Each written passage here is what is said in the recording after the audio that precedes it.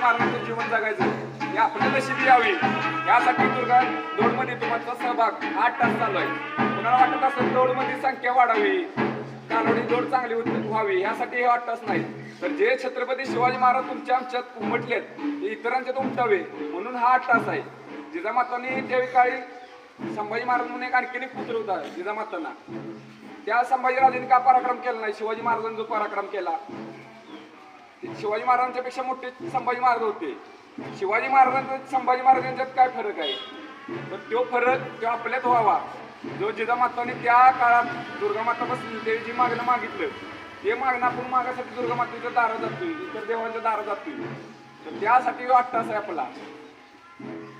तर जास्तीत जास्त संख्येने या छत्रपती मोठ्या प्रमाणात मुसलमान घुसखोरी होती त्याबद्दल मी थोडक्यात तुम्हाला सांगणार आहे.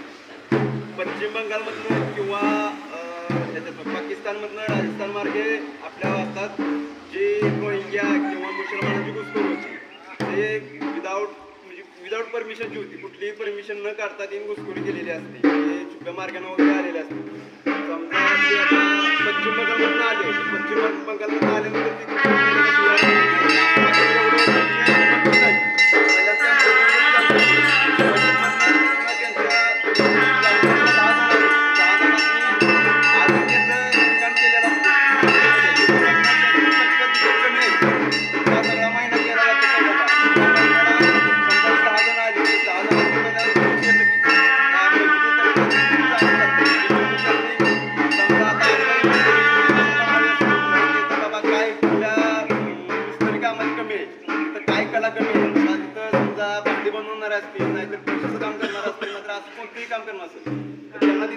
प्रशिक्षण दिलं जातं त्या गोष्टीचं की तुम्ही जावा ह्या ठिकाणी जाऊन हे व्यवसाय चालू करा.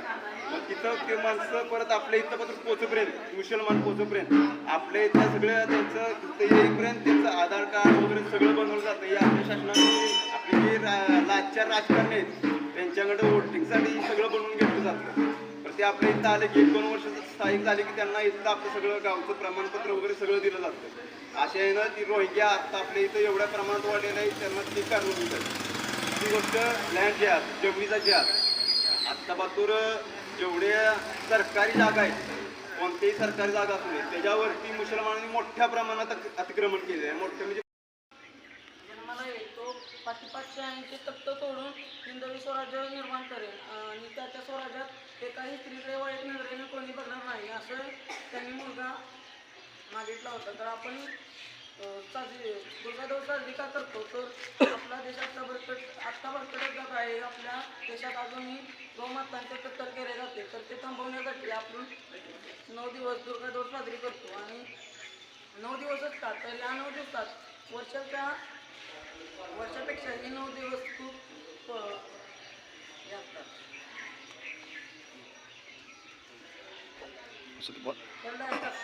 म्हणून आपण या 9 दिवसात दुर्गा दौड करतो आणि आपण अजून सुद्धा संख्या वाढवली पाहिजे दुर्गा दौडसाठी. ही फलदायक राहते. आता फलदायक म्हणजे काय की इच्छा वगैरे पूर्ण होतात असं म्हणतात. मग आपण घरात गट बसवतो त्याप्रमाणे आपण घरात गट का बसवतो की आपल्या इच्छा आपल्या घरच्यांच्या काही इच्छा आहेत आकांक्षा ते तिथं ठेवून तो गट बसवला जातो. तसेच दुर्गामाता दौड म्हणजे काय राष्ट्राचा उद्धार यासाठी आपण दुर्गामाता दौड काढतो. आता की देवी आम्हाला तेवढी ताकद आहे की आम्ही छत्रपती शिवाजी महाराजांच्या व छत्रपती संभाजी महाराजांच्या राहिल्या इच्छा आकांक्षा पूर्ण करू शकू.